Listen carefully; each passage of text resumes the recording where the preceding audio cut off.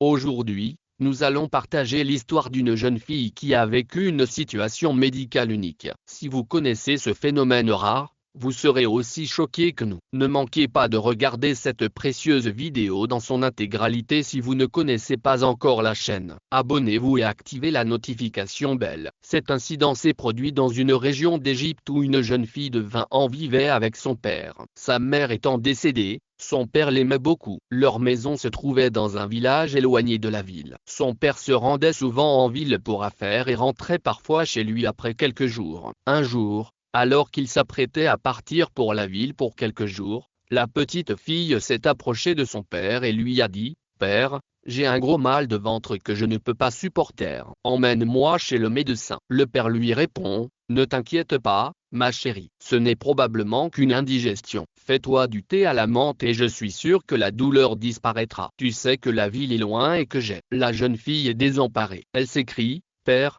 ton travail est-il plus important que moi ? Tu ne vois pas que je suis mal en point ? » Le père n'en démord pas. Le père n'en démord pas. « D'accord, ma chérie, je vais te faire du thé à la menthe. Tu te sentiras bientôt mieux. » Il se rendit à la cuisine, fit bouillir de l'eau et prépara le thé, qui fut prêt en quelques minutes. Il entra dans sa chambre, la tasse à la main, et lui dit : « Bois ceci, ma princesse. Tes douleurs d'estomac disparaîtront et je pourrai partir pour la ville. » La jeune fille but le thé et se sentit un peu mieux, ce qui permit à son père de partir. Mais elle lui demanda de revenir bientôt. L'homme quitta sa fille. Il se rendit seul en ville. Il était tellement occupé par son travail qu'il ne revint pas pendant plusieurs jours. Environ une semaine plus tard, il rentra à la maison et alla directement dans la chambre de sa fille. Elle était allongée sur le lit et gémissait de douleur. Le père s'est inquiété et a demandé : « Chérie, ton mal de ventre n'est pas parti ? » Les maux de ventre avaient disparu. La fille se mit à pleurer et dit à son père : « Je t'avais dit de revenir vite,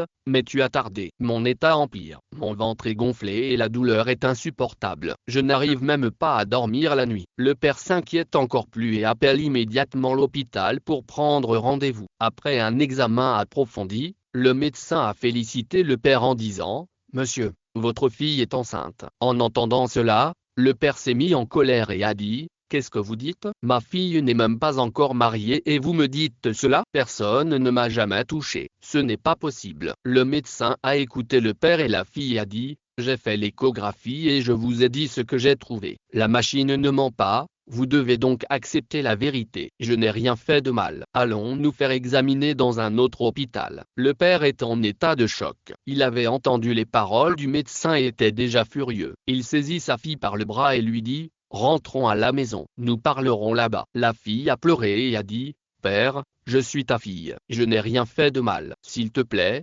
crois-moi. » Mais le père était aveuglé par la colère et n'était pas prêt à écouter. Sous le coup de la colère, il a giflé sa fille et est sorti en trombe de la pièce. Le père est revenu dans la pièce. Sa voix s'est adoucie et il a demandé : « Dis-moi la vérité et je m'occuperai du reste. » La jeune fille est restée inflexible : « Je n'ai rien fait de mal et ce rapport est faux. » L'histoire se termine tragiquement. L'homme s'est vite rendu compte qu'il avait commis une terrible erreur. Il avait fait du mal à sa propre fille. Il est encore sous le choc lorsqu'on frappe à la porte. Il l'ouvre et trouve son neveu à l'extérieur. Celui-ci lui demande ce qui s'est passé. L'oncle raconte alors toute l'histoire. Le neveu écoute attentivement et dit : « Si c'est arrivé, c'est grave. Mon ami, l'homme qui a fait du mal à sa fille est tourmenté par sa conscience. Il doit appeler la police et signaler ce qui s'est passé. Je ne peux pas vivre avec ce fardeau, » dit l'homme. Après discussion, le neveu lui dit : « Ne t'inquiète pas, je vais trouver un bon avocat pour t'aider. » Il a alors appelé la police et raconté tout l'incident. L'homme a été arrêté et une enquête a été ouverte.